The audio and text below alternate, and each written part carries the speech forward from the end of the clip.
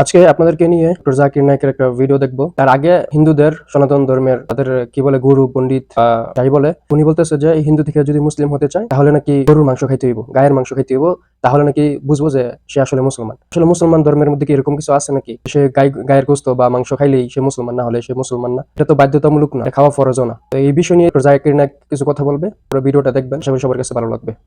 जैसे हिंदू को मुसलमान बनाते हैं तो सबसे पहले उसे हिंदू के मुंह पे गाय का मांस डालते हैं, बोले आप पहले गाय का मांस खाइए, तब आपको माना जाएगा कि आप सच्चे मुसलमान हैं।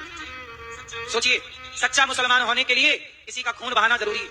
गाय का खून बहाओ, गाय को काटो, फिर गाय को खाओ, तब वो मानेंगे कि आप सच्चे मुसलमान हैं। सच्चा मुसलमान होने के लिए खून बहाना जरूरी है, लेकिन सच्चा हिंदू होने के लिए गाय को चारा और चींटियों को आटा डालना। आपको कोई भी जबरदस्ती करे इस्लाम कबूल करने के लिए? बिल्कुल नहीं। मेरी औरत ये समझती है कि अगर मैं मुसलमान बनता हूँ तो मैं कंपलसरी गोश्त खाऊंगा और उसको भी खिलाऊंगा। तो आप अपने तरीके से बताओगे तो थोड़ा फर्क पड़ेगा। भाई को डर है कि उसकी बीवी समझती है कि अगर ये भाई मुसलमान बन गए तो उसके लिए कंपलसरी और बीवी को खिलाना भी कंपलसरी, उसके लिए भी कंपलसरी नहीं और बीवी को खिलाना कंपलसरी बिल्कुल नहीं है।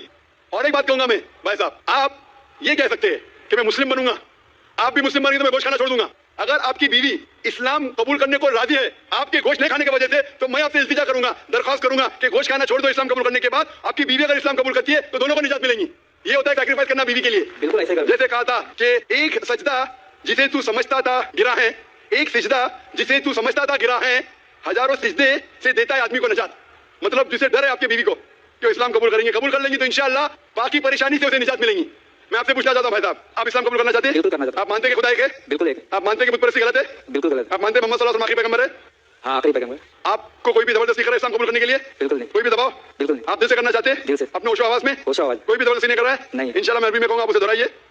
अशहदु अशहदु अल्लाह अल्लाह इलाहा इलाहा इल्लल्लाह इल्लल्लाह व अशहदु व अशहदु अन्ना अन्ना मुहम्मदन मुहम्मदन अब्दुहु अब्दुहु व रसूलुहु। व रसूलुहु। मैं शहादत देता हूँ मैं शहादत देता हूँ कि अल्लाह के अलावा कोई माबूद नहीं कोई माबूद नहीं और मोहम्मद मोहम्मद सल्लल्लाहु अलैहि वसल्लम उसके पैगंबर और बंदे हैं। माशाल्लाह आप मुसलमान बन चुके हैं और मैं दुआ करता हूँ कि अल्लाह आपकी परेशानी दूर करे और दुआ करता हूँ कि आपकी बीवी को भी हिदायत दे।